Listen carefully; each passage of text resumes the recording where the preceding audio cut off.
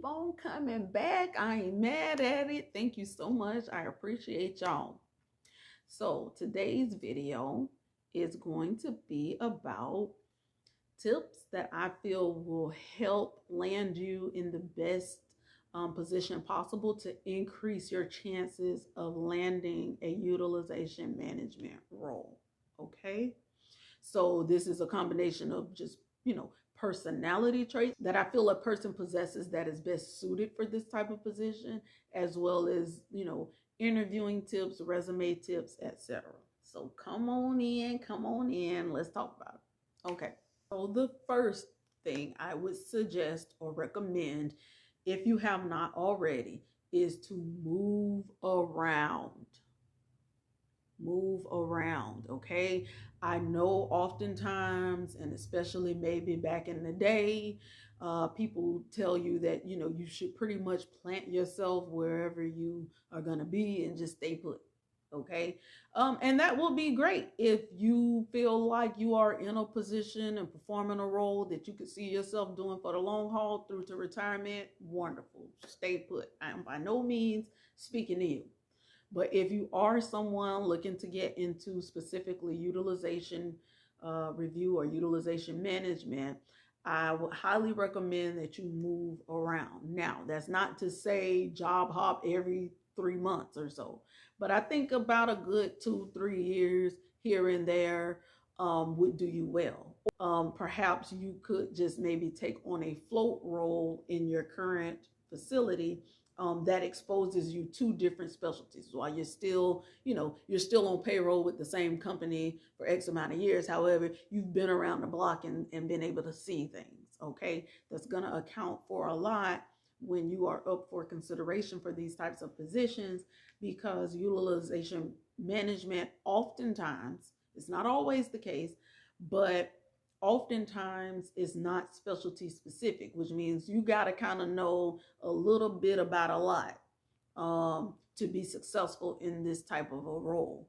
Okay. If you've been dialysis nurse for 30 years, there's no guarantee you're going to find utilization management that's only going to deal with dialysis specific cases. Okay, you need to know a variety of different specialties and to be able to understand them, the process and the protocol that the doctors follow when they're ordering certain things in order to be successful, because you're not going to be able to pick and choose what case comes across your desk. Okay, and it's going to get old really quick if every time you get a case in a certain specialty, you're having to reassign it to someone or get assistance from someone else, because, everyone has their own workload as well. So I would definitely say my advice would be to move around and get exposure to as many different specialties as you possibly can. Okay. My next tip, and this is more along the lines of interviewing, I would say go ahead, and if you haven't already by now, most nurses have heard of this, and even outside of nursing, there is a method called the STAR method. If you do not know it, I suggest you get on Google and get familiar with it, because 9 times out of 10, your questions are going to be questions that you are going to be required to answer utilizing that STAR method. And offhand, I believe the STAR method is where you explain a situation. The T is for task, A is for the action that you took, and then R is the result or the outcome of whatever it was that you did. But again, I encourage you, go on to Google, Yahoo, whatever search engine of your choice, and look at that. Because I have done utilization management from the provider side. So I've worked utilization management in a hospital before, and now I currently work utilization management for an insurance company, and both interviews, it required me to put into practice that STAR method. It was very beneficial, very helpful. So go do your research. Okay. Also, my recommendation to getting your foot in the door, and this is what I did, I highly, highly recommend that you look into your local clinics or even your smaller local behavioral health hospitals, because they usually have utilization management positions that are on a part-time or PRN basis. This will allow you to be able to get your foot in the door. Now, I'm going to say this, they probably will pay less. All right, they probably will pay less. However, this is why you don't quit your day job. Okay, I would recommend, if you're a person that doesn't want to quite give up your bread and butter just yet, maybe you're not married and you're, on your own, and so you can't afford to just take that type of a risk, head on. I would recommend that you still look into these positions and do it on a PRN basis, just as supplementary income.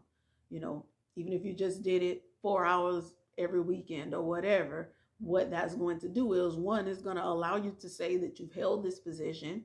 It's definitely going to go on your resume, and it gives you insight as to what the day-to-day is like before you take that plunge altogether.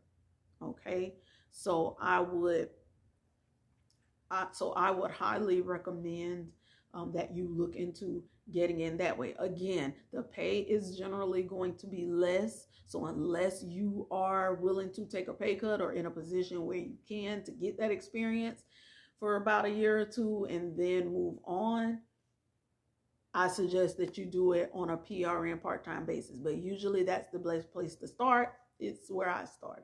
So, and I enjoyed my time there. I learned a lot, and that is what opened so many doors of opportunity for me beyond that facility. Okay. So my next tip is going to be emphasizing on your resume that you are a self-starter. Okay, you're a self-starter, that you're resourceful, that you are comfortable working independently. These are the types of characteristics that supervisors are looking for, because especially when you're working remotely, okay, so not just utilization management, but remote utilization management, you have to be all of those things, because there's no one there with you. You don't have a team of people. You're not just going to roll over to, Barbara's desk to ask her a question. I mean, you're on your own for the most part.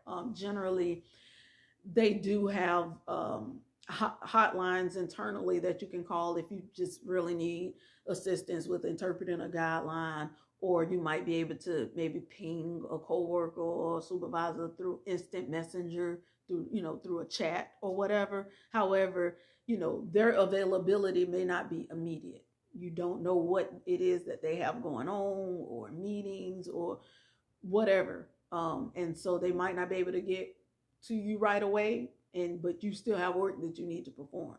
So you want to highlight the fact that you're a self-starter and resourceful, meaning that if you don't know something, your first go-to isn't to run to somebody else, but that you actually take the time and necessary steps to figure it out. And that's with anything, the job, the interpreting of the guidelines, even if you run into an IT issue, sometimes you have to be your own IT person, okay? So they just want to know that you're the type of person that troubleshoots and tries to read your manuals and employee handbook to try and figure out the answers before you just go running asking for help, okay? So that is going to help you if you can highlight those traits in your resume, okay? Another recommendation of mine would be, if you're able to do so, shadow someone who's currently doing the role, so you could really get a feel of what they do on a day-to-day, like more in depth. I mean, I am planning to do a get ready with me or day in the life of a utilization management nurse. However, I wouldn't, obviously I can't show you confidential information. So I could only kind of show you my routine, hour by hour, or what I'm doing now or whatever, but I can't really go into detail versus, if you were at your facility where you're already on payroll and staff and have been through background checks and, are legally able to be privy to that in-house information, you can sit there with someone and job shadow and really delve into one of the cases to see what that is like, because I unfortunately can only show you so much. But am it's coming. I am looking forward to how to creatively do it without boring you guys, and still giving you useful information, even though I can't disclose the meat of what I'm doing. But that is to come. I would also recommend that you, if you're a nurse out there who is just very like task oriented, as far as you're the type of nurse that just comes in, see what's ordered for the day, and you pretty much work that like a checklist, and you're not in the habit of understanding the why behind it. Now, let me say this. Honestly, you should be doing that even in a bedside capacity. Okay. But listen, I've worked with some nurses. I'm sure you guys have. It's no shade, but everyone does not. Okay. Some people are literally just going through a checklist, doing what they need to do, and they're not really understanding why fully they're doing what they're doing, or why the doctor ordered this, that, and the third. Start to pay attention to those things if you are not already. In fact, try to, when you get a patient and you're looking at their clinical information, try to make an educated guess of what the doctor is going to do next, or what they would want to order in this type of a situation. That is going to be largely helpful to you trying to attain a utilization management role, because essentially that's what we're doing. Okay, so it's not enough to just know, okay, somebody came in because they fell on their knee, and so you expect that the doctor is going to do a physical exam, and you expect that the doctor is going to order an x-ray. You need to understand, okay, he's going to order the x-ray. What is he looking for on the x-ray? Is it just a broken bone? What does the x-ray show you versus an MRI versus a CT scan? Okay.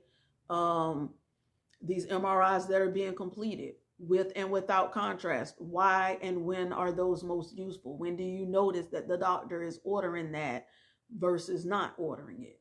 And it's not just enough to know he's going to do a physical exam. What type of testing is he doing on the knee for a physical exam?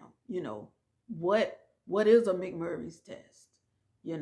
What is a valgus stress test? What do these types of tests indicate, and how are these tests performed? Again, I know as a nurse, you don't necessarily have to know that, but if you're going to try and come over into utilization review and utilization management, you're going to need to know and understand these things. So when certain cases come across your desk and the doctor is wanting approval for X, Y, and Z, you have to have some kind of background knowledge as to why he feels so confident that he needs X, Y, and Z. Has he done this first? Has she done that first? Okay. And no, for the most part, we might not be the doctor's favorite people, but they eventually grow to love us because we're looking out for the best interest of all parties involved. Don't want you jumping the gun and ordering a CT scan for a fracture when, had you just done the x-ray that you haven't done yet, the fracture is visible on the x-ray. So then you don't need the CT scan, which is going to cost more. Okay. It's going to either cost the facility more, it's going to cost the patient more, so as a nurse coming into utilization management, you have to understand these things. So I would say go ahead and start practicing now. Start practicing for where you want to go. Okay? Pay attention to the coding. Pay attention to, again, the things that they're ordering and the why behind the why. Okay? Those would be my key recommendations. Again, all of the things that I've shared with you, trying to pick up that PRN maybe, or that job shadowing within a utilization management department. Okay. Moving around your facility and being exposed to different specialties, right? Looking at your doctor's orders through his or her eyes. and not just checking off tasks as they're done. Really try to delve in there and proactively think, oh, the doctor is going to want this, this, and this, and this is why he's going to want this, this, and this. And I mean, it's actually pretty fun once you realize that, yep, he or she did exactly what I thought they would do. You know, it helps to build your confidence as well on making certain medical decisions. So again, as always, I hope that this information has been helpful to you. And if you have anything you would like to comment, or any feedback you would like to suggest, any future videos you'd like to see, go ahead, drop me a comment, okay? Also, don't forget to like and subscribe and spread the word to your friends or up-and-coming nurses or nurses that's looking to make that change. I encourage you to go for it. What it is that you desire to do, even if it's not utilization management. I want to see everybody be great. Okay, so thank you, and tune in again next time when I come at you with another video. Thanks. Bye.